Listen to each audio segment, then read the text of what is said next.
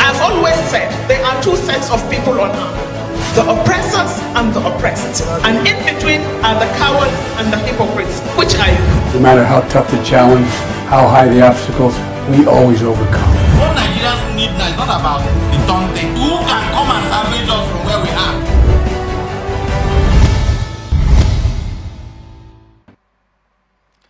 So happy Sunday to you, my viewers, and welcome to Open Air on Atlantic Television Network, right here in Port Harcourt.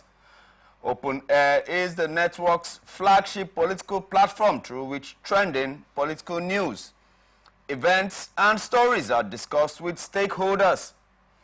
Through these conversations, ATN uses political talks about specific issues, party systems, and actors to explore hope, engender positive impact to the society. I am your host, Raymond Ken Mbata, holding on for Laurentia Ogu. On the topics for discussion today, in Rivers crisis, Oje Uzokalo urges Governor Fubara to reconcile with Nyesom Wike. Edo Guba, PDP campaign chief, rules out APC federal might. 120 PDP supporters defect to APC in Niger State. And in Kano State, Governor Yusuf to investigate pension fraud under Ganduje. And in PDP, Damagun and Fintiri assures of victory in Edo and Ondo gubernatorial polls. On minimum wage, organized labor advocates for national baseline implementation. And Vice President Shetima berates those mocking Tinubu's misstep. And Peter Obi calls on Tinubu to release Nnamdi Kanu and others in detention. These are more up for discussions in the coming minutes. Stay tuned as we go for this short break. Corruption not in my country. I don't get a lot. Boy, they won't booga me small. They say, man, give them bribe. I say, nothing. Okay, now, we'll go block later. You remember that contract we will do that time now? They don't pay. But first, you see the house rent with the old things.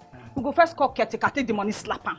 Beg, see, you know, say I get annual levy why they pay for club. Where me and boys they shark beer in our house, I could pay that one. You remember say me I tell you I go buy you motor. I go buy now. Okay, they pay you money now.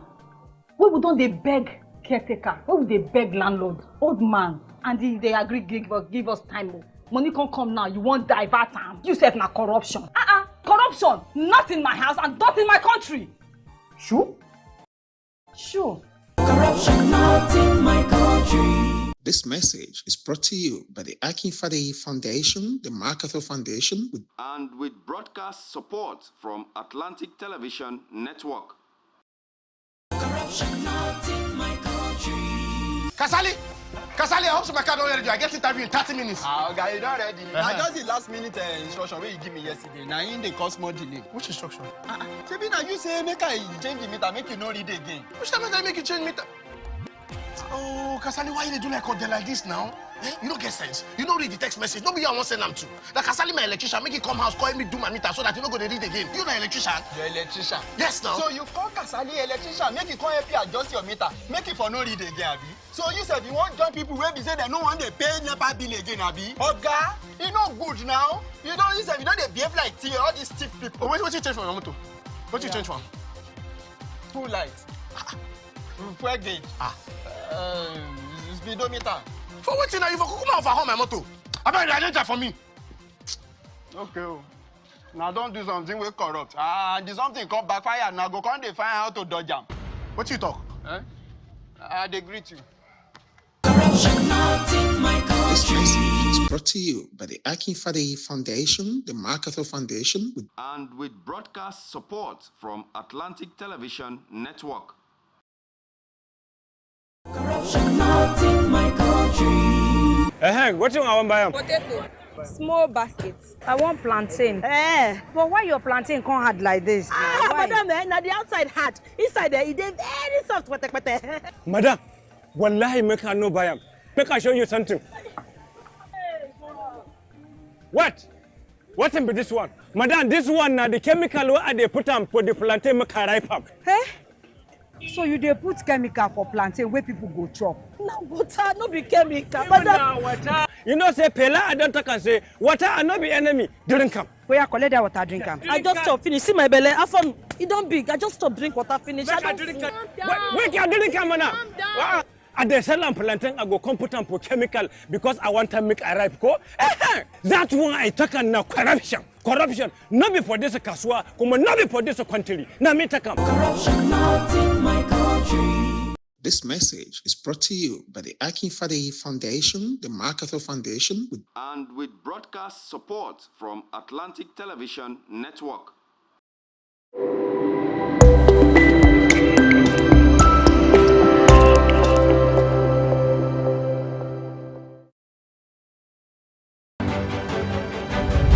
Representing people. Mr. President, my people are under siege.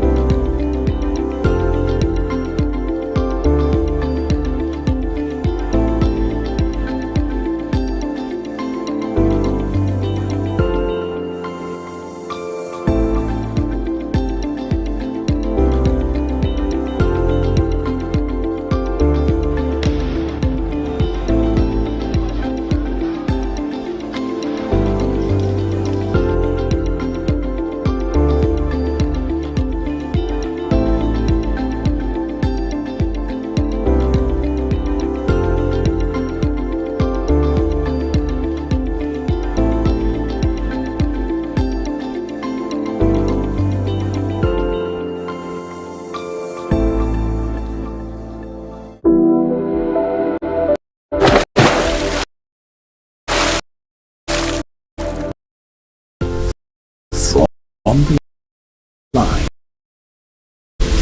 across the ocean, to the land beyond the mountains, through the Sahara. We bring on-the-spot news, live analysis,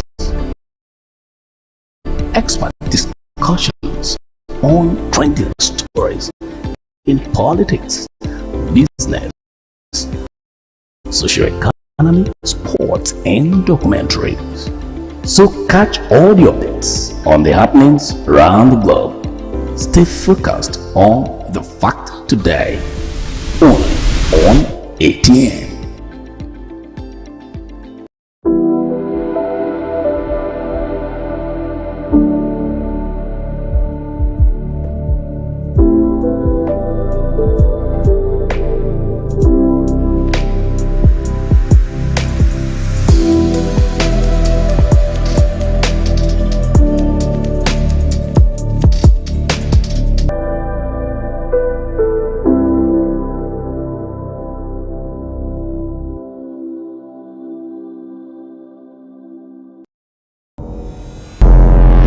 Every day, our lives are changed by history.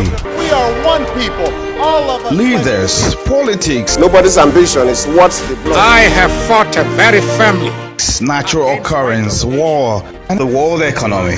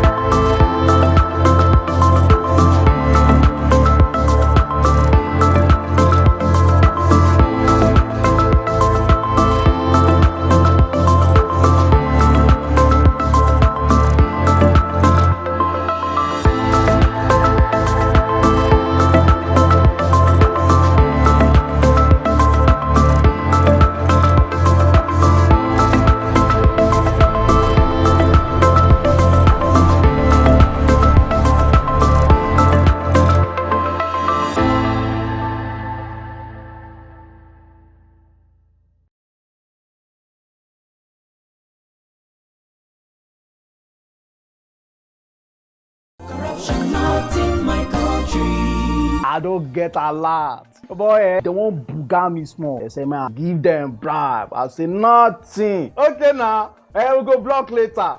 You remember that contract we will do that time now? They don't pay. But first, you see the house rent with the old things. We go first call caretaker, take the money, slap him. Beg, see, you know, say I get annual levy why they pay for club. Where me and boys they shout beer in our house, I supposed to pay that one.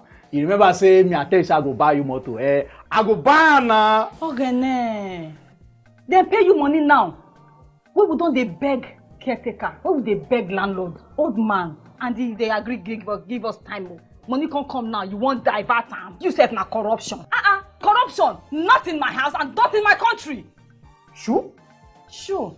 Corruption not in my country. This message is brought to you by the Akinfade Foundation, the MacArthur Foundation, and with broadcast support from Atlantic Television Network.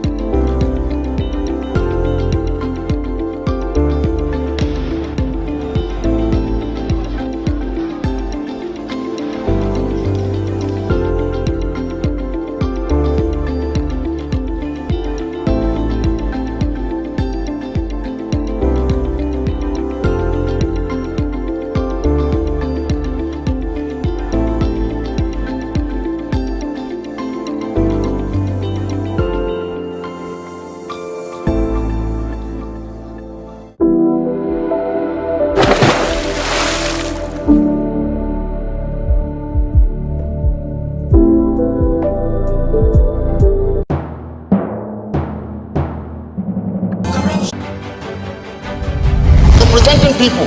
Mr. President, my people are under siege. I will place economic stability and confidence. To condemn this act and call for the immediate release of this minister in the Temple of Justice. Access to our money to put in the bank. She said 3,000 naira, she wants to collect 3,000 naira. Where are we heading to? I've always said there are two sets of people on earth. Pleasure is mine to welcome you back to ATN Open Air on Atlantic Television Network right here in Port Harcourt. Our guest for today is a seasoned political analyst in the person of Ugochukwu Ifeanyichukwu. It's a pleasure having you once again on Open Air, sir.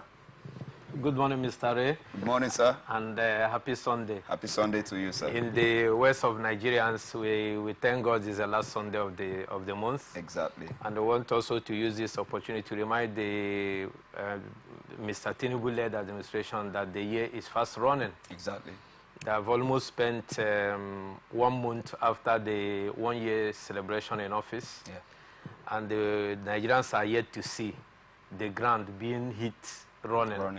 I've not seen the dust, though they say they have hit the ground rolling. And again, our takeaway again, my brother, you see, I had a discussion last week when I said that the presidential aircraft is a done deal. And I think you could call me one of the political prophets. Exactly. Because Nostradamus of our political as it is, the federal government or the National Assembly, they don't care about us. So, but we urge them that the second half of the year is beginning by tomorrow. And if they count it as they count by first quarter, second and third and fourth quarter, we are entering the second quarter. Exactly.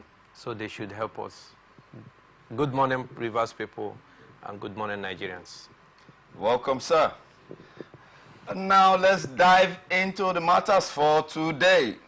Abia North Senator Oje Uzo-Kalu has urged the warring parties in Rivers State to sheath their swords and allow peace to reign in the state. Kalu gave the admonition when he paid a courtesy visit to the Rivers State Governor, Siminalayi Fubara, on Friday, while emphasizing the importance of peace and reconciliation. Kalu advised Fubara to reconcile with his predecessor, Federal Capital Territory Minister Nyesom Wike, saying that peace will be in the best interest of the state. He informed the Rivers Governor of his plan to involve President Bola Tinubu in facilitating a speedy reconciliatory and reconciliation process. Yes, sir. Once again, we're back on this matter, but we will never be tired of discussing Rivers politics. On Rivers politics. Yes, yes. Rivers politics is... This is our domain. Yes, this is our home. Exactly. So we will not get tired of talking about exactly, Rivers until peace is achieved. Definitely. And even after peace is achieved, we'll still talk for development. And we will continue to critique the government. Exactly. Taxing them on the need for, proper dividends of democracy that is grassroots rooted. Very true, sir. So concerning this story at hand, Oje Uzo-Kalu urging Governor Fubara to seek peace and reconciliation with Nyesom Wike. I know that the domineering dogma, political dogma right now is work with the governor against any other person. Do not let him reconcile with any other opponent. Let him push forward and claim the state completely and wholly.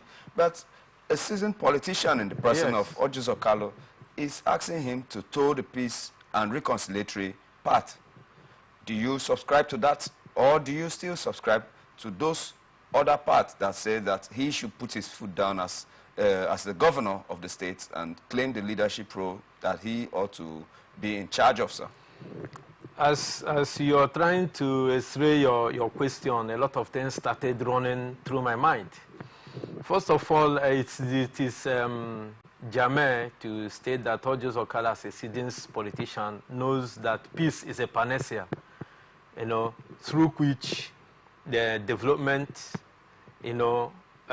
democracy, and good governance could be achieved.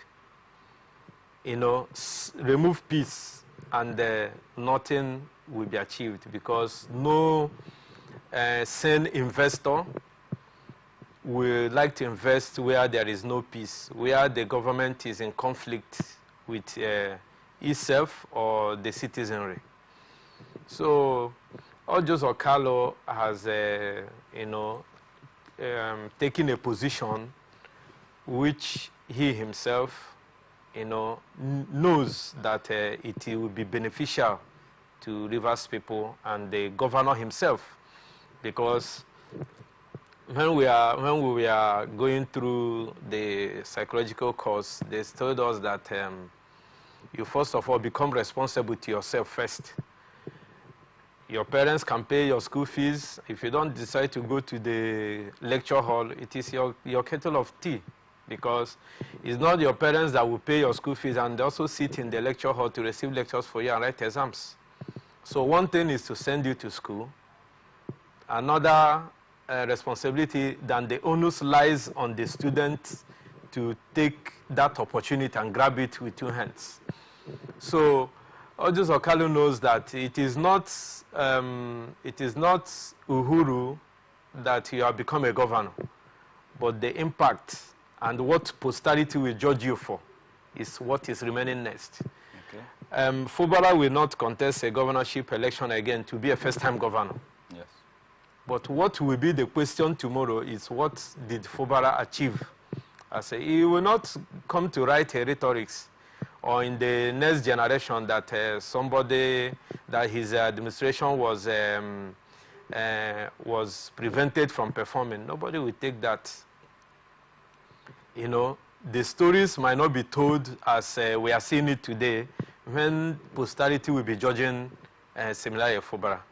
So a wise counseling from Ojos Okalo, though Nigerian politicians are quick to become counselors, but when it happens to them, they will not allow anybody to counsel them. Remember the problem he had with Engineer Baribe? Exactly. Ojos Okalo, I think he had about 3 deputy governors under his belt before he left office in 8 years, when he came as a PDP governor and a PPA governor. So we are students of history, but we will not throw away the message, but we can set aside the messenger, given his own antecedents. But we are taking the meat of the matter, which is the message of peace, which is what all of us have been clamoring for. Any other person who is advising Governor Simeon Fubara otherwise is inimical to his progress, is inimical to his success as a governor, he is inimical to the progress of Rivers State, because those people, I will classify them as opportunists and political jobbers and political crisis merchants who only want to be favored, because they know that when the needful is done, they will not find their foot. None of them will be in that corridor of power, because they cannot, pride themselves as people who can win local government election. They can't win a councillorship. If you bring them on the pedestal of what River State politics is all about and what politics in Nigeria is all about, they cannot garner a vote that will win them a councillorship election. But do you see a feasibility, the reality in the fact that there has to be a reconciliation between these two warring parties? Is it possible? I have advocated that in different fora. Okay. And that is the only part that Fubara has to toe. How does it do it? He has to do it because when they had a gentleman agreement, we were not there. You and I were not there. There was a gentlemanly agreement that brought him to power.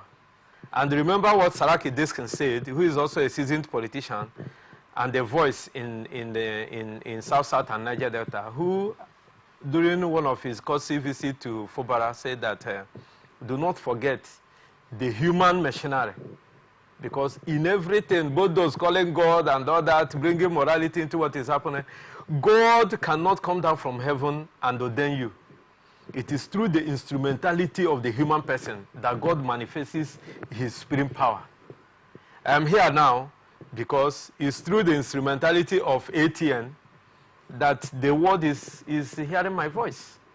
If ATN is not here today, I might be who I am. Maybe people hear me on the radio and all that, but I may not stand on the, behind a camera to speak. So I may have other platforms, but this platform has been given to me by ATN. So somebody gave Fubara that platform.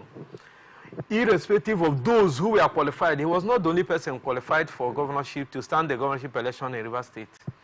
He might not have, but somebody stood somewhere and saw something in him.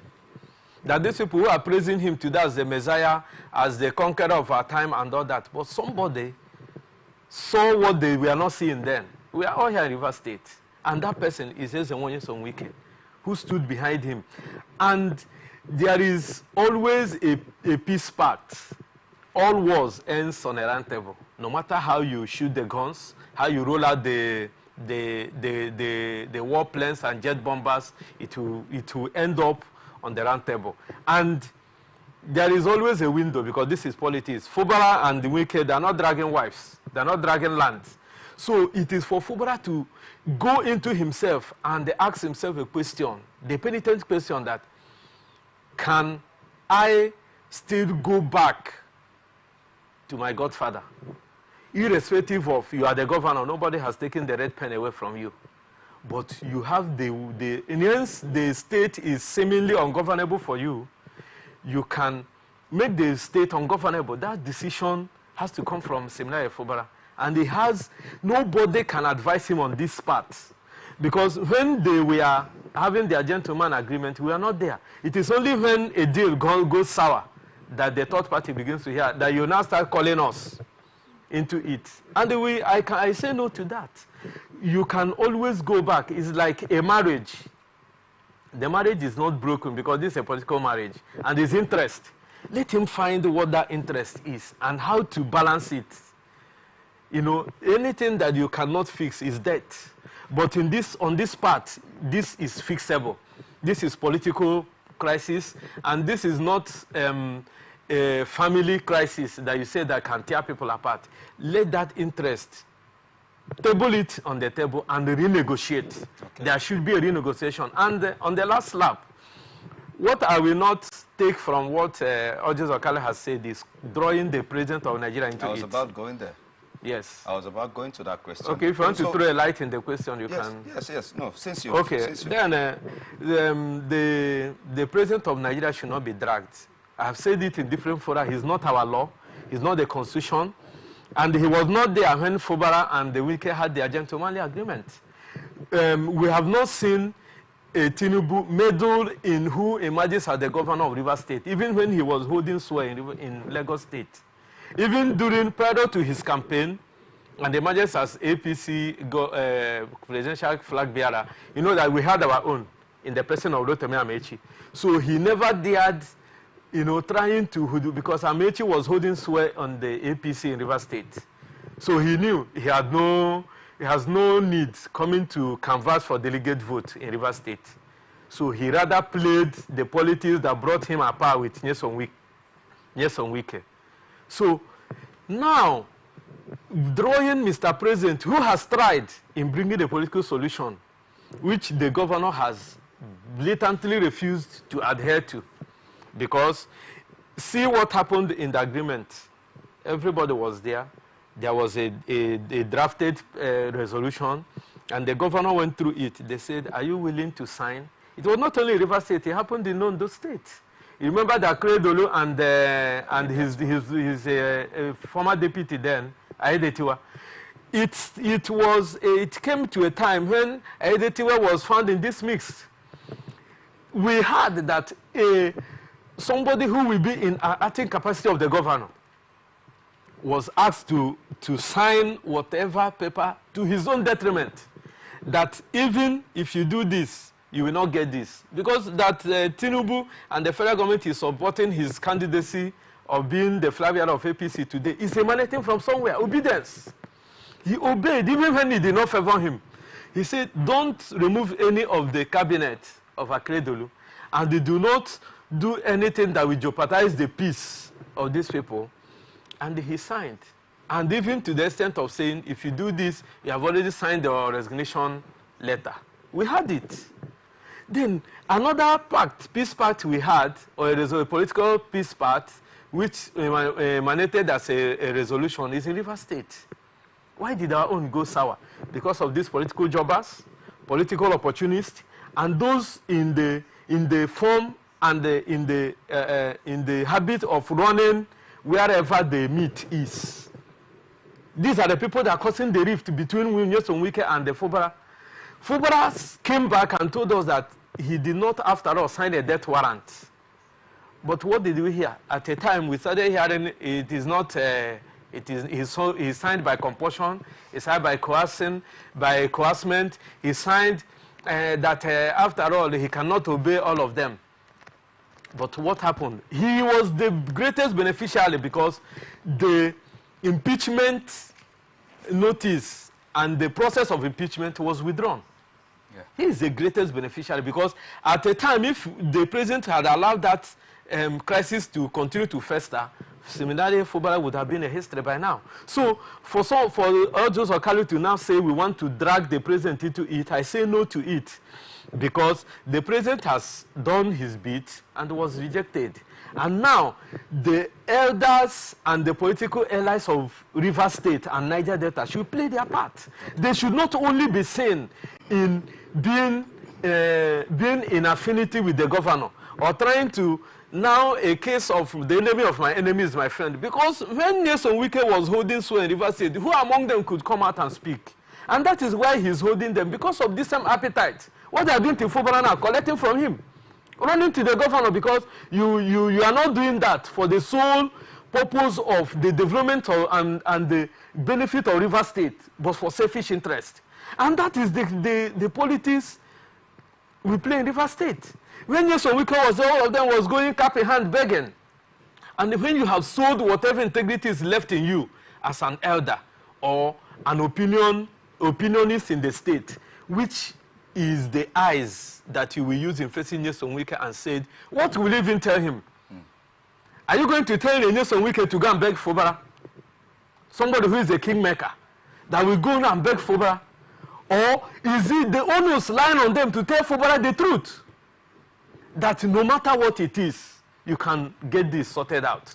Okay. It is you, it is the son that will go to the father. In the case of the prodigal son in the good books, we heard that it was the son who realized where he has erred and made a concerted effort to go and meet the father. And also, so it is in politics.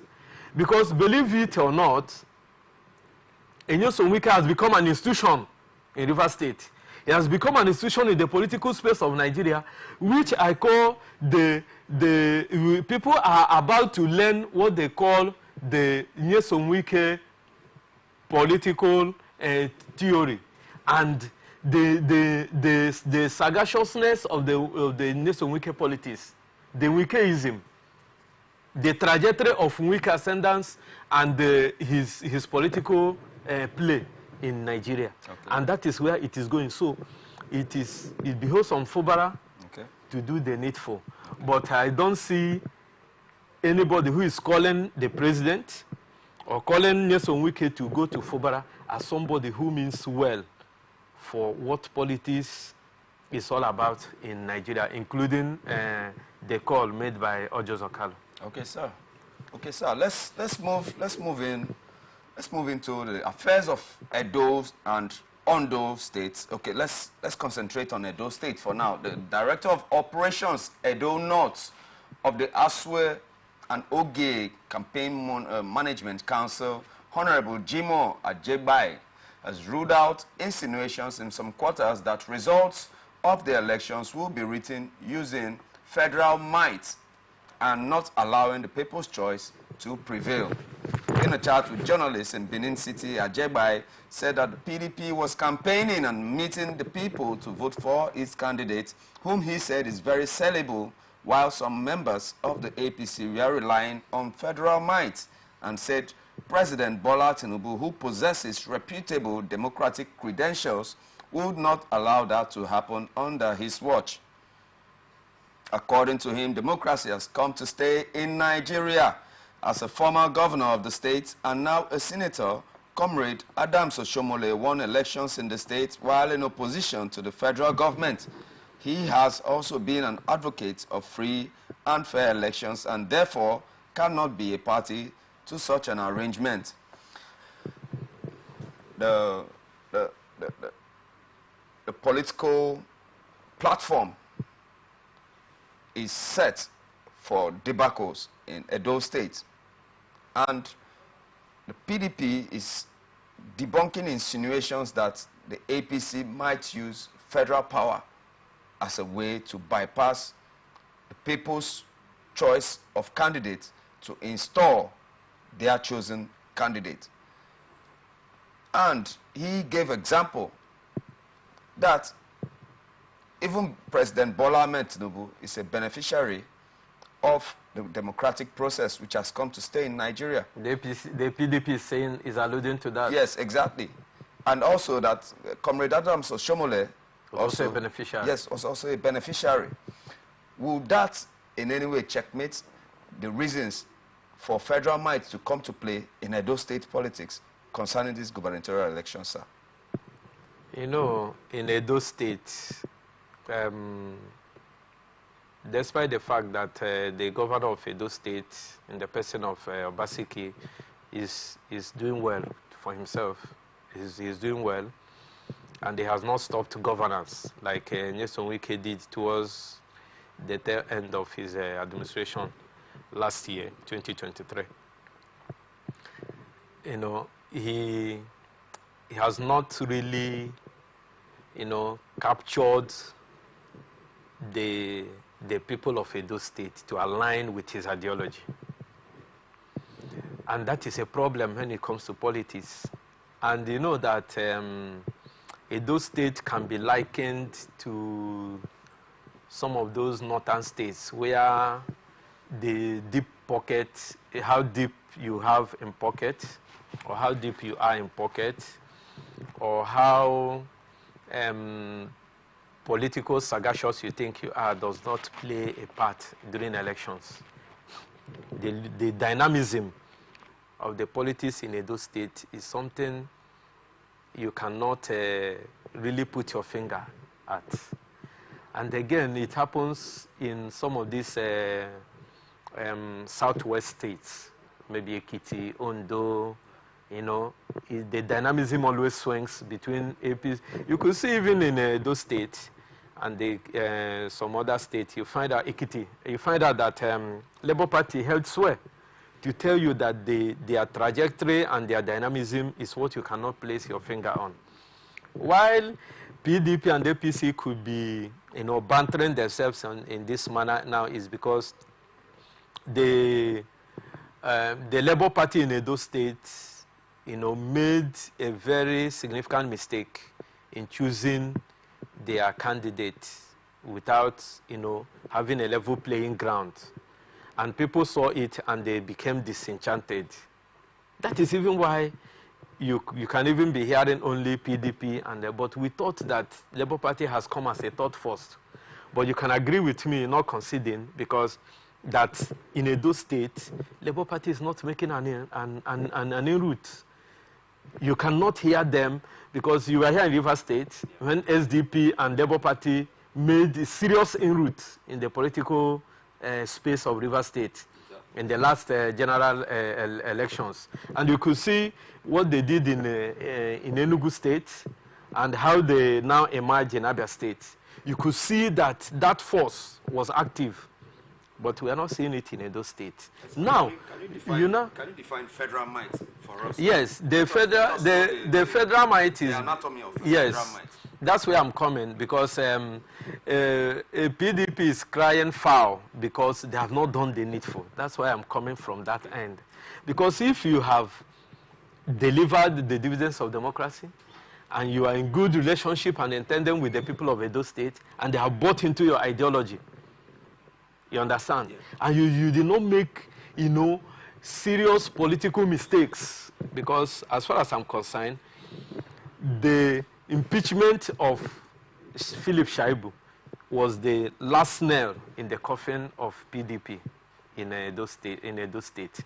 And also the fallout between Obaseki and Dan Obi is also another big mistake, even a setback for Edo State PDP, precisely.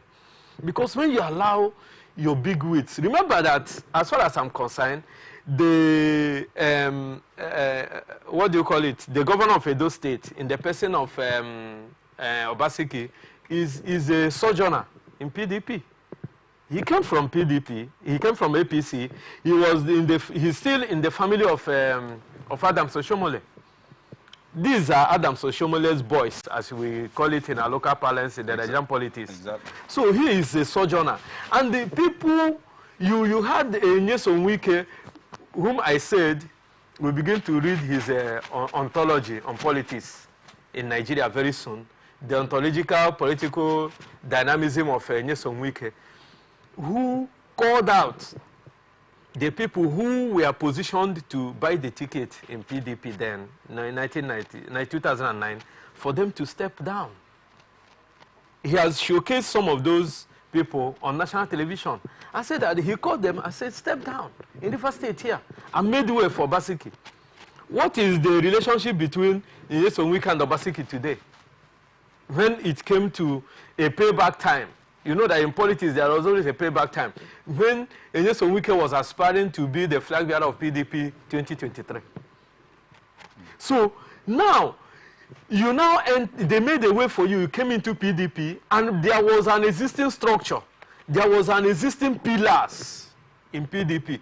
And you think that being a governor is that you are all in all. It is not like that in politics. In politics, you must hold the pillars that is holding the roof before you came in. And there was a strong pillar in PDP that made way for him to come, and they galvanized support for him. And he defeated an Oshomole, who was also coming with this same federal might, because an Oshomole was APC national chairman, though being ousted by the antics of Obaseki. But he was still in the good books of the then President Muhammadu Buhari, who could bring down the federal might to make sure that that Ezeyamo emerged as the winner. So if you look at him under Obaseki, PDP to be crying woes about the usage of federal might, I say it is neither here nor there. Because an Oshomole who was still fresh and who was still embittered by his being asked as the national chairman of PDP then, and who had all the paraphernalia of federal might, of APC then, and having, still he was in the good books of Muhammadu Buhari, could have used and leveraged on that to win election, because after all, the Obasekis of this world was still a governor under APC. Yes. He just cross-carpeted. He had not gotten the governorship ticket under PDP then. He was still floating. Yeah. So APC could have had a very veritable tool and chance to have used federal might on him, and nobody will raise an eyebrow. But now that you are the governor, people made this way for you, and you have come in. How did you manage the family of PDP? You rather started antagonizing your deputy because he showed interest. Everybody is at liberty to show interest. But you could, as a governor, he who plays the piper dictates the tune. You could play your intrigues, because we have delegates. The delegates have been mortgaged in the Nigerian politics. Mortgage them and let them vote him out and put your own candidate. But what did we see? He went all out to ask the man that stood by him during rain and shine. And you think the people will be happy? Remember that Shaibu is a more of grassroots politician than Obaseki. Remember when he was going through his turbulent times, they even said he was brought back, that he was not even an Edo indigen, and all those political back and forth. But these guys stood by him. When we were here, when his Even his secretary to the state government resigned and left him. His commissioners resigned in droves. People left PDP in droves. We thought it was Uhuru. But the Edo people said Edo is not Lagos. That was the mantra that reinstated him as the governor. What has happened to that Edo is not Lagos mantra that he rode on to become the governor of today. So I'm not seeing Ebola Tinubu bringing a federal might, unless Ebola Tinubu want to pay Obaseki back because of that mantra, Edo no be Lagos, because that mantra came when Bola Tinubu meddled in the affairs. He made a statement that they were coming to Edo to remove Obaseki, who was not even a politician. But thanks goodness, Obaseki returned the seat. But I'm not seeing that what is happening now is because APC want to bring in a federal might, which is the federal government controls INEC, federal government controls the security apparatus, which will be on ground on that day. Exactly. Federal government has a deep pocket to finance or to help Edo State APC to finance their campaign.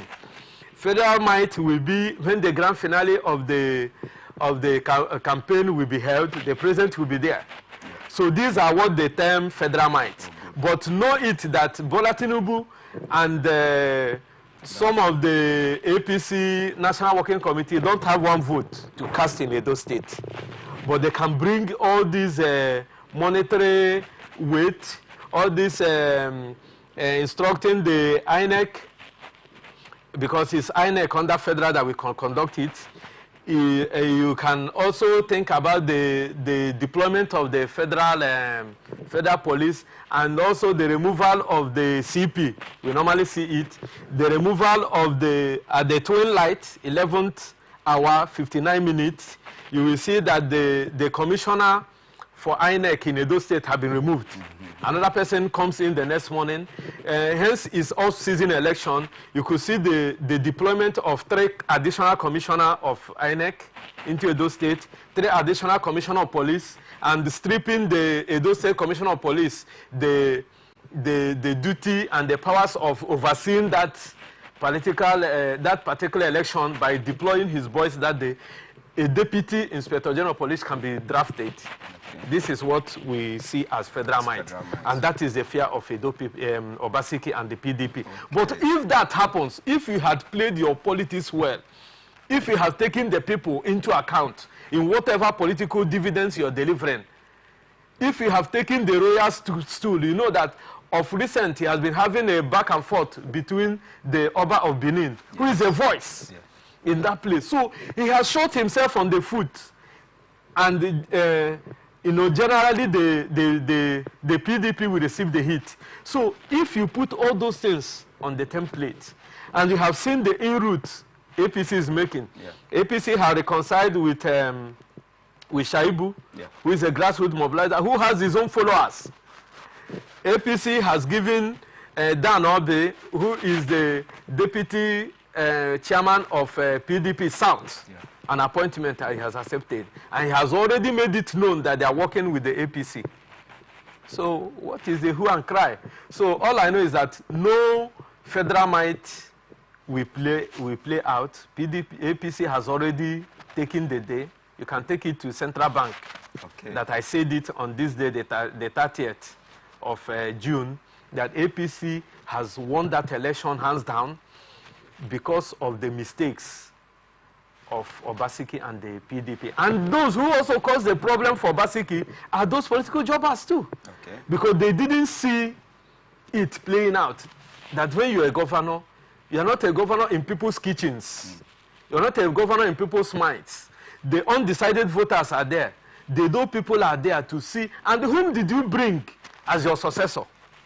Did you bring the person based on credibility and competence and merit? Or you just brought somebody that you think will do your bidding? And the Edo State people say no to that. And that is what is going to play out in Edo State. So no federal might will play out. Nothing like intimidation of people, because Edo people has grown way past political intimidation in Nigeria. If they could not achieve that, if APC, with all they had around them, and Dano Shomole, then in 2020 or 2019 that they didn't unseat Obaseki when he was floating. They cannot do it now, but the real vote of Edo people will count, and it will be for APC in Edo State. Oh, that's coming from the political Nostradamus of our time, Ifeanyi Chukwu Ugochukwu. But still moving on, no fewer than 120 supporters of the opposition People's Democratic Party have defected to the All Progressive Congress in Gulu ward of Lapai local government area of Niger State. On Saturday, these defectors were received at the APC Ward Secretariat in Gulu, Vasa, by the former Commissioner for Information, Culture and Tourism, and a stalwart of the ruling party in Niger State, Mr. Jonathan Vasa. They cited the performance of the state governor, Muhammad Umar Bago, over the last year as their reason for leaving the PDP. The defectors, who were mostly youths and women, stated that we decided to leave the opposition party and join the ruling party because the former commissioner has always identified with us despite our different political affiliations. Yes, sir. Concerning Niger State, we are seeing a movement of supporters from the PDP, about 120 of them, to the APC, and they laid credence for these actions on the way they have been taken care of and treated by a former commissioner in the past administration in Niger State by the name of Jonathan Vasa. And he is the present special advisor to the governor on public and private partnership. You can see how Nigerian politics are played. Exactly. From grace to middle grace. I don't want to say grass. So far as he is in the government. So far as he's, you see what they are. Even if he's at the lobby, it's okay. Exactly, even at the lobby.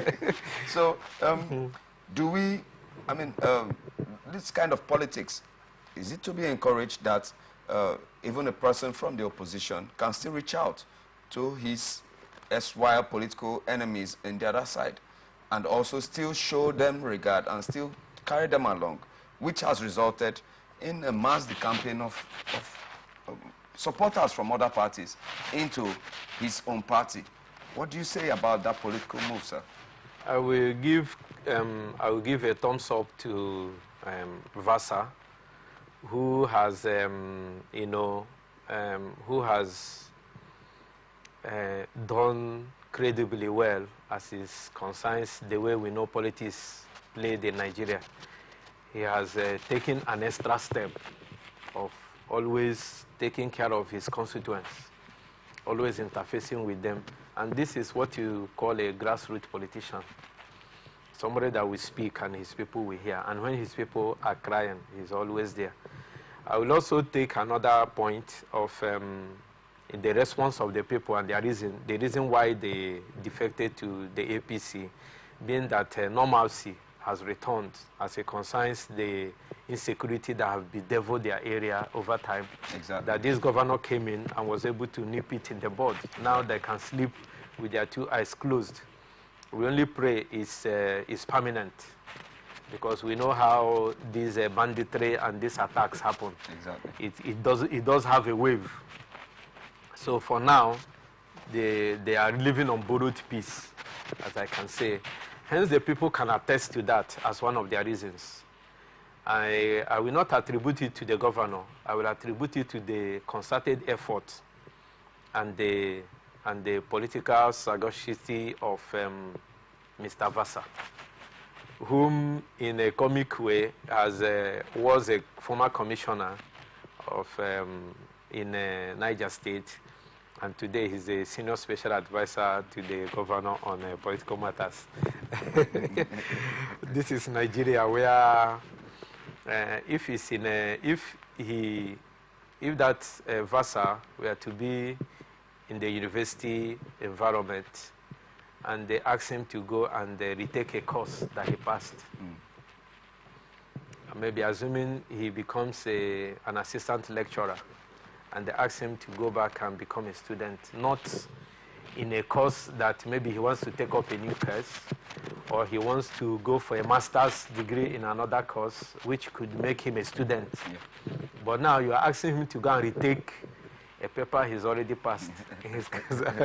I don't know how he will see. He will see it as an affront on him. But today, he has taken up another lower ranking position, just because, you know, this thing I always talk about, appetite and greed, because it is always in the habit of politicians to spend the common purse, but common patrimony. In this because case, once they are deep in their hands. I think maybe in this case that his capacity in rallying votes, because everything here is still pointing towards 2027 governorship election in Niger State. Yes, I'm coming there. Okay, because I'm coming to that because another leg of it is that he made mention that the governor, that the political parties in Niger State should come together and make the Governor Bago their sole candidate in 2027. Exactly.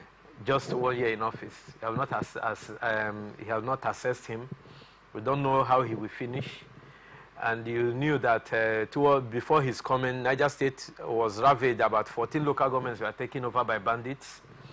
And again, the governor that went to Saudi Arabia with his deputy speaker and the deputy speaker and most of the commissioners, and you find a seriousness in it.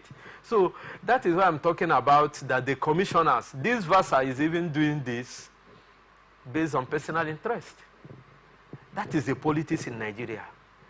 Though he has played a little part now, caring about the people, which is what democracy should be all about, for the interests of the people, the security of lives and property, being the first in the line of duty of what governance should be in Nigeria. Then you now see him, chipping in the main meat of the matter. In that chipping in, you find out that he said that this is tending towards the governor being adopted as his sole candidate in 2027. That does not remove the politician in him, of the Nigerian extraction. And you now find out that the people who defected to APC, must there be a defection for them to be appreciated? In our political education, defection does not mean that I'm not with you. Just that we are here always talking about River State.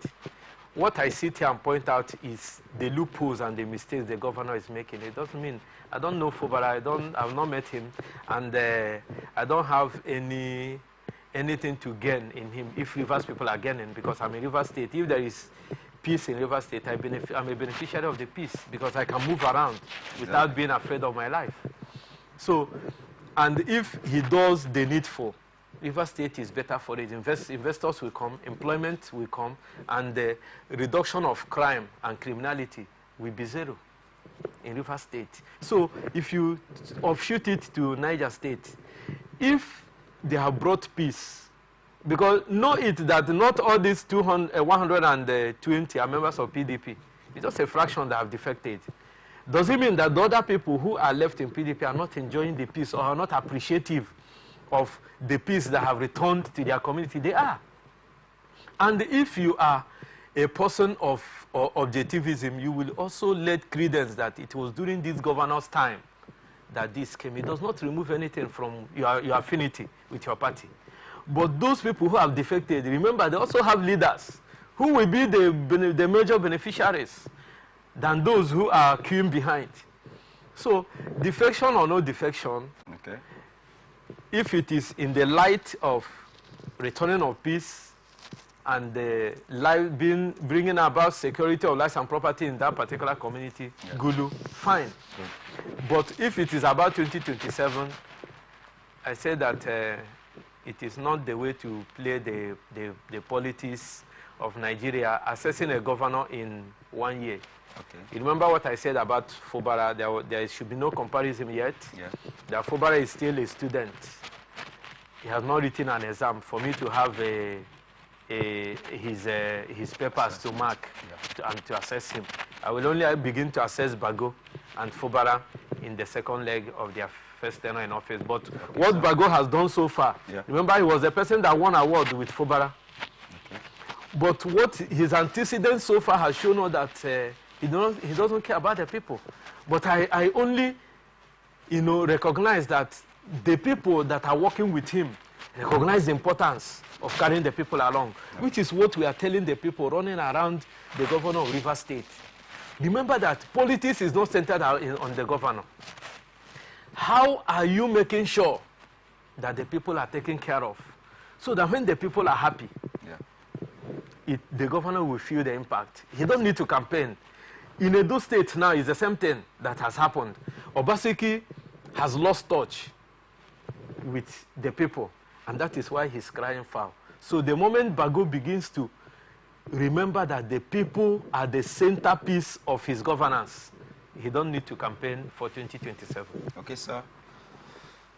Nice analysis coming from Ugochukwu, Ifeanyichukwu, and with that, on Open Air, we'll go for this very short break, and when we return, more news for analysis with our guests here. Don't move an inch.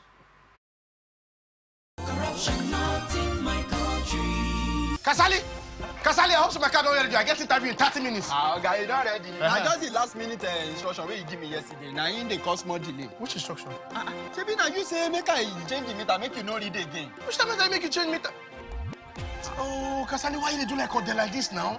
You don't get sense. You don't read the text message. Nobody I want send them to. Like Kasali, my electrician, make you come house, call me do my meter so that you don't go to read again. You the electrician? The electrician. Yes, now. So you call Kasali electrician, make you come help you adjust your meter, make it for no read again, Abi. So you said you want young people where be say they no want they pay NEPA bill again, Abi. Oga, you know good now. You don't they behave like all these stiff people. Oh, what you change from your motor?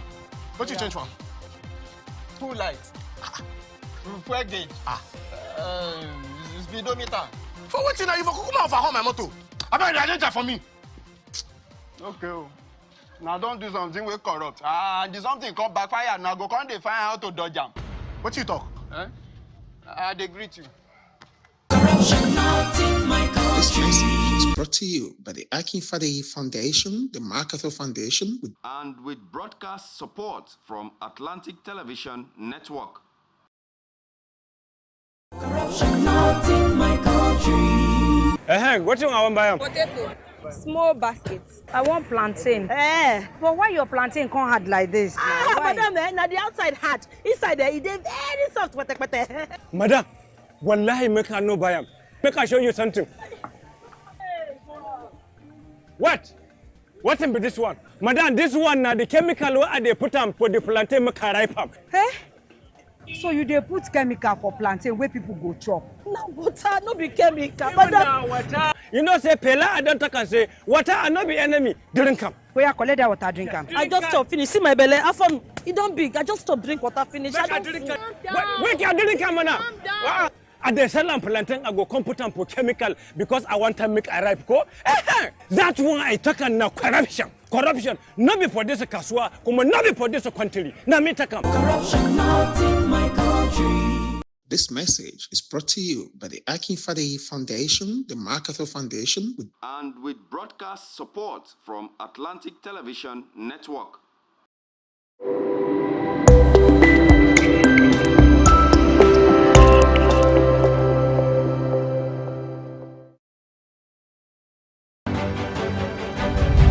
Representing people. Mr. President, my people are under siege. I will place economic stability and confidence. You condemn this act and call for immediate release of this minister in the Temple of God. Give us access to our money we put in the bank. POS operator, she said 3,000 naira is 1,000 to collect 3,000 naira. Where are we heading to? I've always said there are two sets of people on earth. The oppressors and the oppressed. And in between are the cowards and the hypocrites. Which are you? No matter how tough the challenge, how high the obstacles, we always overcome. What Nigerians need now is not about the turn thing. Who can come and salvage us from where we are?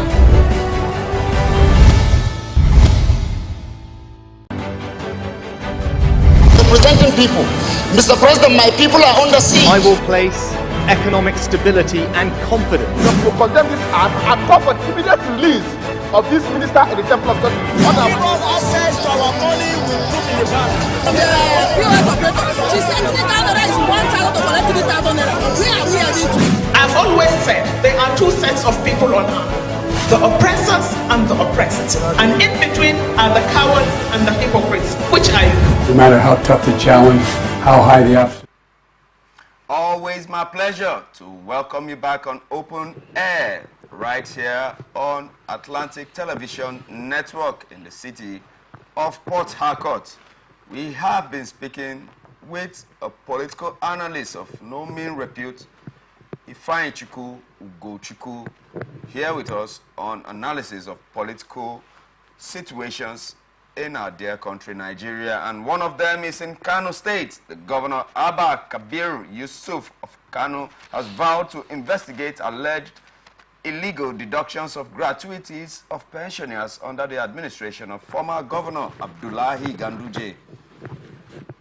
The governor stated this while flagging off the second phase of the payment of gratuities and death benefits amounting to 5 billion naira to about 4,000 retirees in the state on Saturday. Governor Yusuf said his administration had no records or documents indicating such deducted monies were returned to the government's coffers by the previous government. He, however, pointed out that the state government, therefore, could not pay such monies to the retirees as there are no documents to support the payments. Sir, there's a branch of the battle raging between Governor Abba Yusuf of Kano State and his predecessor, Abdullahi Ganduje. And this is in the line of pensions and gratuities. It has always been a running battle between pensioners and their employers over the years. And we have been getting closer to a better platform and solution that could favor both the pensioners and their employers. Before we delve into the Kano State issue per se, what is the reasons, or what could you pinpoint, what can you put a finger on that is the reason why pensioners keep suffering in this country, both in the states, both in the federal, concerning receiving their due when it is time? You will say is one, insincerity on the part of the government, lack of proper data capturing portal, lack of employment processes, due process, as we know, obvious question to say. Most times, these jobs, opportunities spring up, and they are not advertised. They don't go on merit. They don't go on the normal process of recruiting people into the civil service or any office that exists a vacancy. Rather, we go through, IM, as we say it in Nigeria, who knows who is coming with a recommended letter, and who is coming with a signed, what do you call it, office card at the back indicating who is sending who. That's the problem. Until we grow past that and make, employment on merit, according to what you read, your field of specification. I cannot sit here today to analyze if I'm not a good student of philosophy. And as a philosopher, if you have gone to school, you are 100 tenths in one. If you really understand what philosophy is, because all branches of studies, were offshoots of philosophy. So if you are a good philosophy student, you can, perform, if not optimally, but, 50% of any task given to you. Then those who have gone to school and majored in specific fields cannot, equate themselves on the same level with me, because they did not touch all the branches of human life in studies. And then they can perform as undergraduates under their own level. Then somebody who is also who has gotten to master's level can perform better in that particular area he has mastered. That's why they call it masters. Then when you now go to, take another leap and become a doctorate degree in that particular field, you have an edge. And when you are now a professor on that field, you have an edge. Those ones are specifications. Then you now take it that somebody will be an engineer. You will now take him into another field. Even we see it happen in our political appointments. It can be seen all over. Putting square pegs in round holes. And that is why they become a clog in the wheel of the progress of that particular. Somebody cannot read accountancy. And when you're asking for people to come and work in the treasury of the particular ministry, you're employing somebody that read engineering. It can give you the output that you want. So that is the problem. Problem is, one, we don't have database. We don't advertise vacancies and employ people on merit. We employ on man no man. And if you are being employed on man no man, how is your employment being documented? Okay. Believe you me, many people that are working today in our different government parastatals and ministries are not working with appointment letter from the government. But they are being paid. And you now take it to another leg of it is where you have ghost workers. That is why government cannot pay pensioners. That is why government cannot be able to capture who are the real civil servants. They are always those people who are head of service and who are commissioners of some ministries try to overbloat their budget because of what they will gain. Okay. At the end of the day, we find out that the discrepancies is what is confusing the government. I'm not laying it on the doorstep of the governor, but the discrepancies emanating from head of departments, head of service, the commissioner, when he wants to present his budget to the house, we overbloat it. Because at the end of the day, they will make... So the real people that has now retired, don't be surprised that most of those people who are crying that they are retirees, their names are not being captured. We are those people who are employed from the back door. The government don't know about them. And when you have retired, how will you start, putting... Some of them are also given positions that they didn't merit.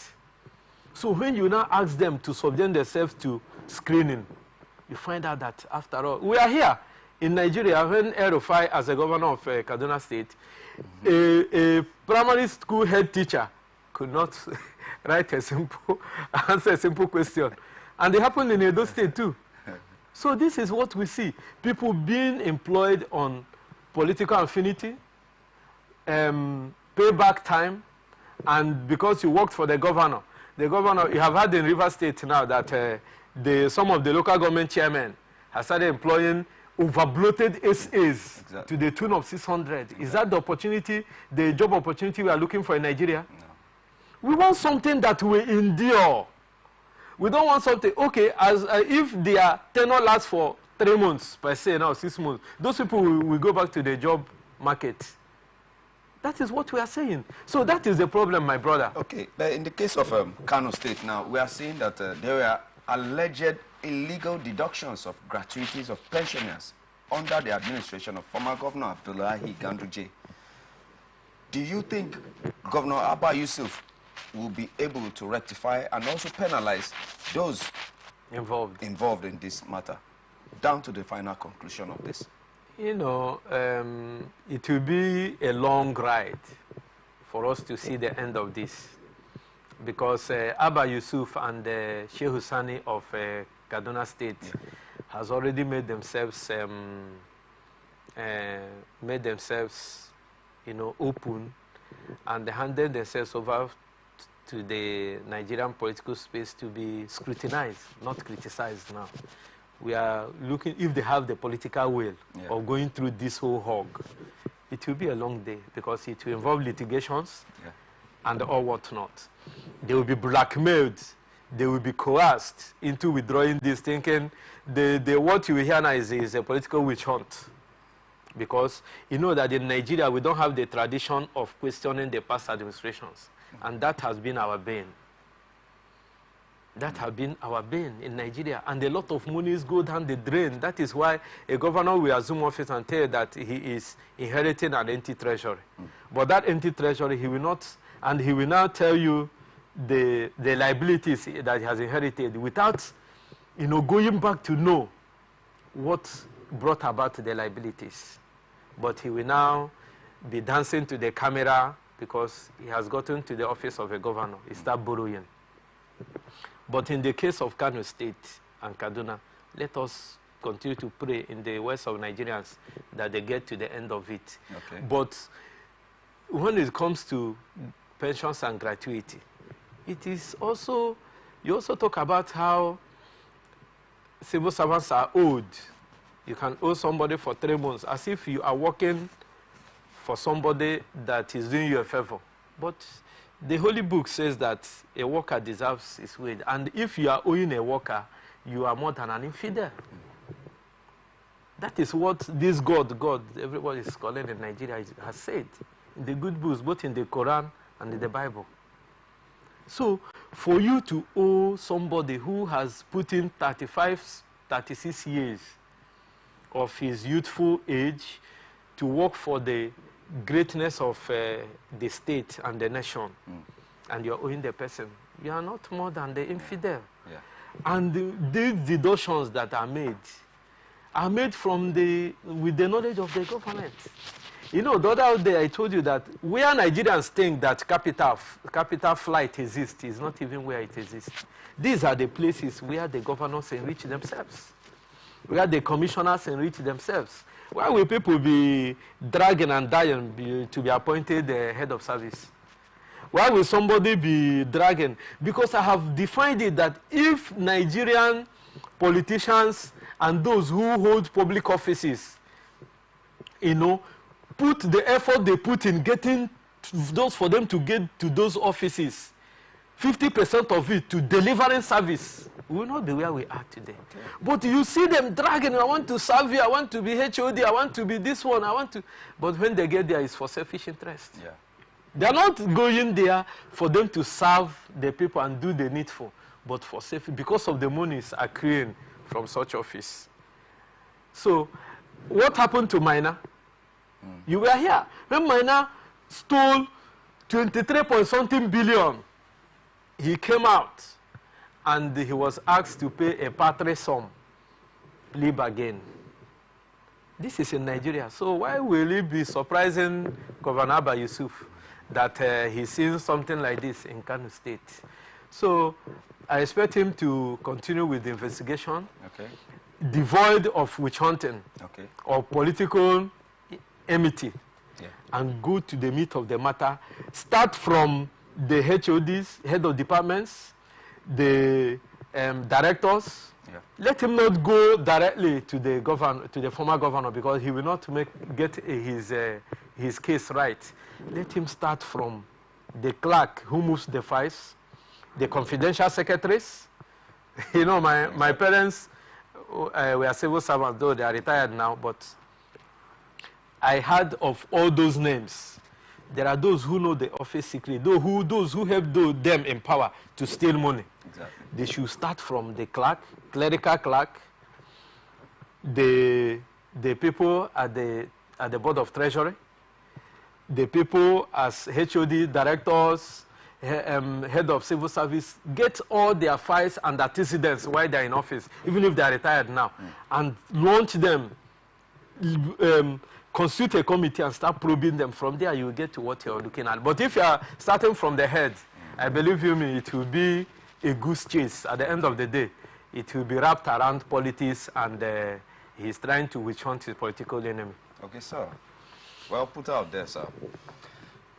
Also, we move on to the debacle between the Labour Union and the Governors Forum. Organized labor yesterday kicked against a fresh proposal by some state governors in their advocacy for autonomy to set their own minimum wages. for workers. In their recent declaration, the Southern Governors Forum called for the consideration of each state to pay the new minimum wage they can afford. The governor's advocacy also came a few days after the Federal Executive Council stepped down a report to allow President Bola Tinubu to make more consultations before sending the new national minimum wage bill to the National Assembly. However, responding to the governors yesterday, the leadership of the Nigeria Labour Congress criticized their stance while labeling it as dictatorial and contrary to the foundational principles of a national minimum wage.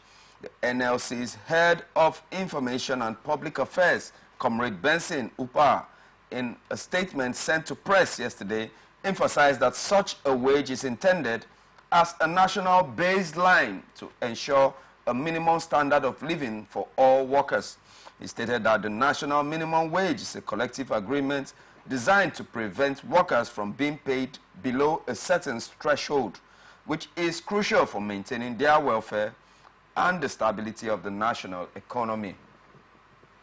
Sir, the same stance that the NLC has been taking, even despite the fact that some governors are adamant in taking the 62,000 naira negotiated by the presidency, not yet accepted though by Labour. By Labour, and some governors are already crying wolf that we cannot even pay that 62,000 naira.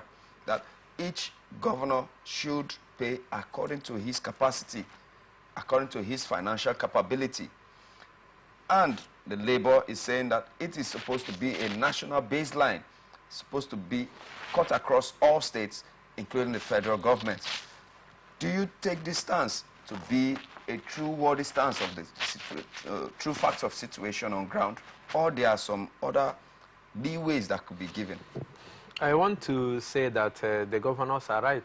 You know, I've posited it here that it is better the governors are allowed to negotiate what they can pay based on, one, our economic resources, IGR, the federal allocations are not the same, and the size of the states are not the same because of the population, because of geographical locations. We have differences. Nigeria is a country in diversity, you know. So just you take some states that have good, but people are looking at the crude oil as if it's the, go and check what, and the ranking of Nigeria as a good producing state or nation, and see our ranking in the world and what we produce, but it's not captured as what will be shared at the FEC. But those states are calling in Chinese and Indians to come and mine it. Nobody's talking about it. There are so many things in Nigeria that are going south. So many things in Nigeria. If you come to this, that this minimum wage, are you telling me that a state like Niger, a state like Nasarawa, a state like Kogi, that have bitumen, deposit of uranium, iron ore and steel cannot pay a 500,000 minimum wage if they harness their resources very well? If the federal government allows states to take care of their natural resources, the governor should use this and also call for the rejig of the constitution to allow states to pay royalty to the, if the federal government want them to key in to the minimum wage they are proposing, they should also ask the federal government to allow them to take care of their resources and pay royalty according to their percentages. Okay, so you're proposing there has to be effective federalism in... A true federalism in Nigeria. Even in the economy. Even in the economy. And that is what brings about true federalism. True federalism is not by enshrining it in the constitution, by writing it in black and white. No. True federalism has to trickle down to the security architecture, to harnessing what God has used in blessing you. You find out that even as the governors has proposed, in most developed countries, states, somebody, let's take for example, if the truth be told, somebody in Port Harcourt, in River State, and somebody in Lagos State, Kanu, all these mega cities in Nigeria, can you equate them, their expenditure per month, to somebody that is in Ondo State, Ekiti State, Delta State, Bayelsa, and all that? No, you can't. So if you look at it, the federal government should not be the people who are making a decision and lording it over the states that they will pay. So, but what I want the federal government to do is, if they want to, lord it over the states, going by what we have seen happen to minimum wage that have been from 7,000. I read when it was 7,000. I read when it was 18,000, and states did not pay. It is not binding on them. Go through the legislature. Fabio said he will approve anything you bring. He will legislate on it. They have legislated. They cut short their recess, and they came to merge the supplementary budget of 2023 to run concurrently with that of 2024. I'm coming there. Yeah, the block of governors forum and the block of organized private sector also are players with the presidency in negotiating this. Of course, so because so that they can pay. No, what I'm saying is that if the president, look at my choice of word, if he wants to lord it over, as has been the case. Okay. Because federal government are deciding. Remember that we have 3 categories of workers, 4.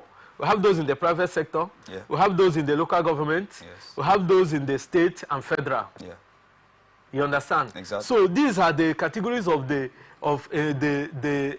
people that employ labor in Nigeria that we have. So if the president Bola Ahmed Tinubu should do something different. It is not now they have approved the purchase of the jet for the presidency. Let him, sponsor a bill through the National Assembly and capture this national minimum wage issue. Let it be enshrined, and he was sent to it. It becomes a law, and once it becomes a law, it's binding. No governor will rescue himself from implementing it. If you do, you have fallen short of the constitution, and you can be taken to court. But if he goes around playing to the gallery as other government has come and played, and is not binding on the governors, because what is bringing this issue now is that it is not binding on the governors to pay. Some people, you heard it now, last month a state government were still agreeing to pay 18,000. To tell you that they were still paying on 7,000 minimum wage. Oh. He didn't even come to 30,000. He said, now I want to pay 18,000. Look at how many years it has taken when we have left 7,000. That a primary school teacher is going home with 12,000, 7,000. So this is it. So if we want to do things right as a nation, if you don't want to go by, allowing the states to make their decisions on what they can pay, which is what I advocate, so that the states will not take into account what the private sectors in their states are making, because a company that is in Lagos is not going to pay what a hospitality industry that is in Bayelsa State is paying. It's not going to pay what a hospitality industry in Ondo State is paying because of the market. This market you are talking about is the patronage, the people, the population. And that is what Nigerian government price themselves on. The market is because of our population. And that is where they negotiate with all these governments and foreign investors. So if President Bola Ahmed Tinubu is listening to me or his handlers, they should go through the enactment of a law binding on the payment of minimum wage. If we are going to go paying by hour or by week, then we now enact it and say this is the basic you must pay. Okay. And we now categorize it based on the SMEs, on the multinational companies and all that, and capture it and make it a national document. Once we make it, we will not be going back and forth in trying to, say the governor should pay this, the governor want to pay on their own, which I go with. So that once they come back, they know what their IGR is, they know what their monthly income is, because you talk about security, infrastructure, you talk about all those things. And now when the governor negotiates, they will now know how they can either downsize or booster their workforce so that they can be able to pay. Oh, good submission there, sir. Yeah, moving on to concerning the health of the president, the Vice President Kashim Shettima on Friday night took a swipe at Nigerians who took to the social media to mock President Bola Tinubu over his misstep during the Democracy Day celebrations on June 12th. Recall that President Tinubu missed his step as he climbed onto the back of a military parade vehicle at the Eagle Square during the commemoration. President Tinubu tripped and fell as he attempted to climb onto the military Land Rover stationed to convey him to inspect a guard of honor mounted by officers and soldiers of the Guards Brigade led by their commander. The incident sparked a media frenzy with many Nigerians making a caricature of Tinubu, just as others made humorous portrayal of the incident and ridiculed the president, expressing dismay over the negative portrayal of President Tinubu during his remarks at the PEBEC Town Hall meeting held at the Banquet Hall Presidential Villa. Shettima veered off his prepared speech and berated those who made a caricature of the president. Yes, sir. I do know that in a democracy, there's freedom of thought, there's freedom of expression. That be that as it may, where is the line not to be crossed when it comes to making a caricature or making mockery of the person or the personality of the #1 citizen of the nation, as it pertains to President Tinubu's unfortunate misstep? Sleep. Well, my brother, is not you and I that is making jest of the president. A sane person, a matured mind, not a matured adult, a matured mind cannot ridicule a president of a nation. No, like his face, like his antecedents or not, because he's a representation of the nation. Exactly. So I want to berate those who are making a caricature of the presidential slip, and also tell them that they shouldn't have been taken by surprise. You were here during the campaigns and all that, how the social media was agog of making all kinds of gesture to the president and all that. I tell Nigerians, see, we are not the owner of life, and we are not the owner of health. We, in as much as hate a government or like it, does not add anything to it. Because you were here when Nigerians were praying. Everybody, Buhari was on the lips of Nigerians. People prayed for Buhari to die. Some pastors even vowed, if I'm not a man of God, Buhari will not come back for second tenure. We are here when Buhari came and went. Buhari came and went. We are here in Nigeria. Nothing happened. Bola Tinubu during elections, Tinubu's health is in question. Tinubu this one. Tinubu went campaign in 36 states and became the president of Nigeria. Has served 1 year in office, and they say waxing. Despite the fact that the presidency and the handlers are the people who are causing this. If the president is ill, let it be in the public domain, because once you come out to serve us, you are no longer a private citizen.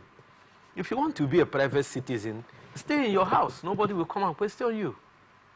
But, shrouding all those things in secrecy is what has brought us to where we are today. If the declaration of assets is still a secret document. Yes, it's a secret document, but it is also that's one of the quirks of our democracy. But you can really through the Freedom of Information Act request for it. Yeah, but definitely it has not been always made available. No, but you can do that on a moral ground, because some people are out there to take you to the cleaners. Why you have to quieten the loud voice is for you to come out straight. But a misstep can happen to anybody. It can happen to anybody. That's not how Nigerians are taking it. Yes, that is what I'm trying to look at. Even President Joe Biden of United States has had several... You're going to Biden. Even the Catholic pontiff They can't report to you because, you know, these things happened overtly because you don't know when it happens. His aides were there. They were not expecting it. Yeah. For them to hold him and all that. And you could see that fall. One can match his floating his overfloating yes. cloth. But the president was holding his own. The only thing is that parade van has 3 steps. Probably his leg did not, you know, lift from the first one to get to the second one. Now hit on the bottom of that one.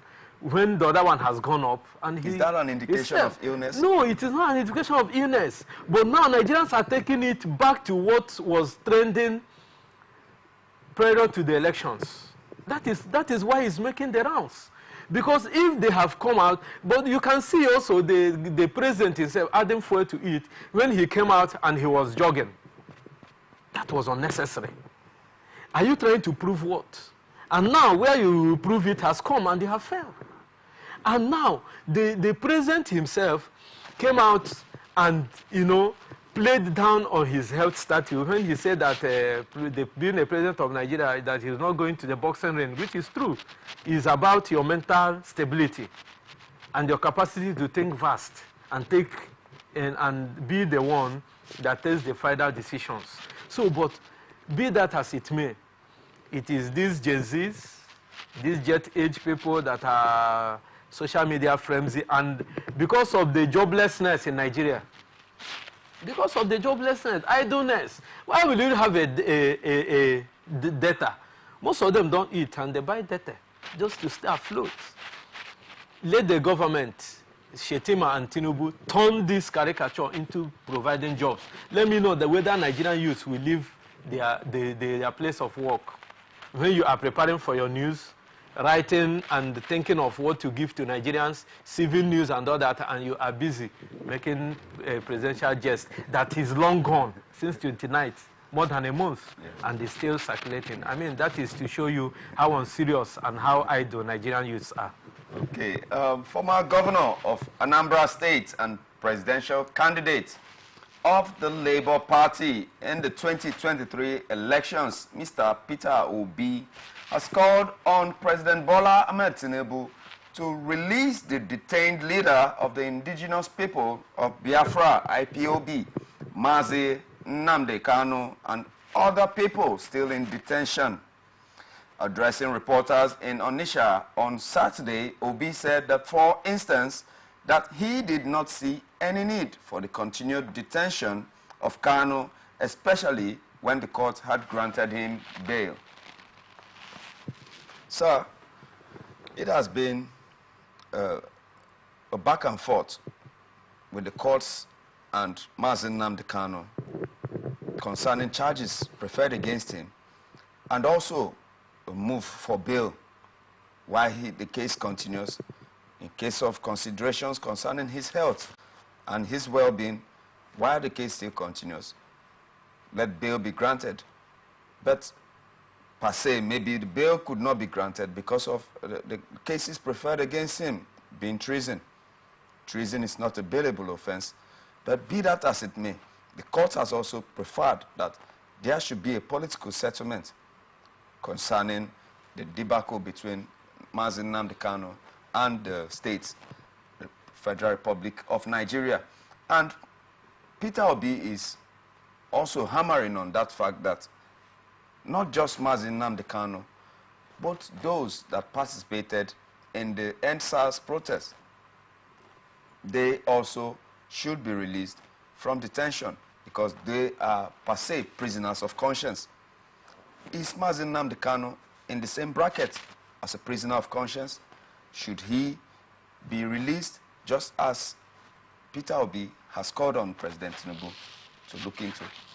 In as much as I respect Peter Obi very well, or very much, this call he's making now is belated. Remember that Peter Obi, you know, aspired to be the president of Nigeria. Peter Obi went so quiet about the Nnamdi Kanu and the Biafran agitation.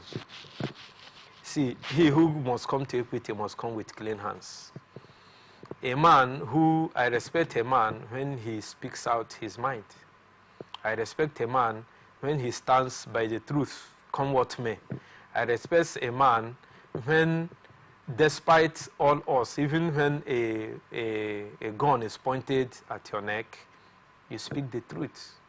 Because the holy books make us know that the truth will set you free. But Obi evaded all these questions, as even at some points denied the knowledge of his affinity with IPOB. But if you are an Igbo man, you are a Biafran by the map of Nigeria, old map of Nigeria, the belt of Biafra. It cannot be raised. You cannot tell me that a Yoruba man will come out and deny that he's not an Oduduwa. When you call me a Biafran, I'll be proud that I'm a Biafran. It depends on now when you talk about the definition. It is an identity. It is a country that have existed. Even the old states in Nigeria have been mentioned today, and mentioned the Gongola state. Some people, when they are talking, they mention the old Anambra state, the old Imo state. These are existential realities. You cannot erase history. You can have a change of name. That's why a woman marries Miss Amade, when he marries Ne Amade Okoro. You don't throw history away, despite the fact that the Nigerian state has consciously thrown away the study of history. But we, the history students, will not throw away the sense of history. So Obi evaded this question. Why is he talking about it now? When he must have used it. You saw what Atiku did when they killed the Deborah. It's the same thing Obi did. When they killed Deborah, he came out, tweeted, because he was banking on the vote of Nigerians. Immediately his brother Muslims came on him. He put down that post. That kind of person, can you entrust that person with leadership to now, oversee a state where there are multidimensional religious culture? When they whittle down their popularity and their integrity, they wouldn't know. As for me, Obi did whittle down his integrity when he evaded such a question. At the heat of when he would have stood up and made, statements and the proclamations concerning Mazi Nnamdi Kanu. And when Mazi, this man that died, the former minister, Mazi Mbadiwe, went to Buhari and said, release Nnamdi Kanu to me. Let it be my last wish. Grant me this last wish before I die. Obi did not say anything that time. When the courts acquitted and decided Nnamdi Kanu, and Nigerian commentators and Nigerians were saying about it, where was Obi? Did Obi say anything about it? Nnamdi Kanu is a prisoner of conscience. Nnamdi Kanu is a political prisoner. And did Obi ask the federal government, those that were incarcerated with him, the likes of, you're talking about that treasonable offense is not available. Who told you? There should be a political solution, because as far as the Nigerian Constitution has stated that the Attorney General of the Federation that can at any time discontinue any case between the federal government and any other federating unit or any other nation or a citizen of Nigeria, they can do it through the office of the Attorney General of the Federation. But Pasi, we've not heard any updates. That is what I'm telling you, because now you have Obi saying that Nnamdi Kanu should be released. Released on what ground? Released when a court of appeal quashed all the charges against him. You were there, you didn't say anything. Nigerians were lending their voices. You were here when you're talking about terrorism charges, when the likes of Dasuki, the Dasuki Gate, Dasuki, who distributed the Nigerian state money to go and buy weapons, armament to fight Boko Haram for the peaceful coexistence of the Nigerian state, and the money developed wings and shared among the big wigs in Nigeria. The Nigerian state did not hold him on tribunal accounts to allow an insurrection to fester in Nigeria. And what we quell that insurrection, you now decided to make do with the money. But where is him today? Where is the likes of also the prisoner, the people that were incarcerated in foreign lands as Iboho?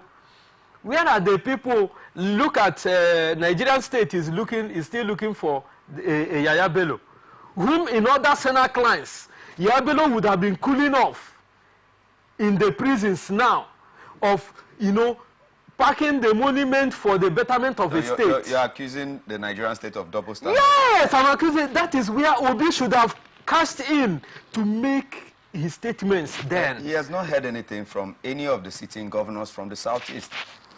That should be the catalyst. We have known the governors who did stand their ground in making sure that the case of Nnamdi Kanu is even being heard. We know of some senators who are working on the ground. You know of the people that even granted his bail conditions, who made him perfect his bail conditions then, the likes of Engineer Baribe and their likes. So where was Obi then? But let the federal government do the needful. When he has lent his voice. Let Nigerians not say now, because there will be a fallout. You'll be hearing it from tomorrow that Obi is now a regional bigot for calling for the release of Nnamdi Kanu. He'll get his backlash. Would that have been the reason why he has dodged all this while? He has rescued himself all this while from making those statements. And now, as for those from the NSAS end, why will Obi be calling on President Tinubu to release the NSAS when NSAS also, destroyed where the economic interest of Mr. President lied? When we heard of the Lekki Gate. The Lekki Gate is about Tinubu and Tinubu's consortium. So let Mr. President, if you want to be a Democrat and a statesman, release them.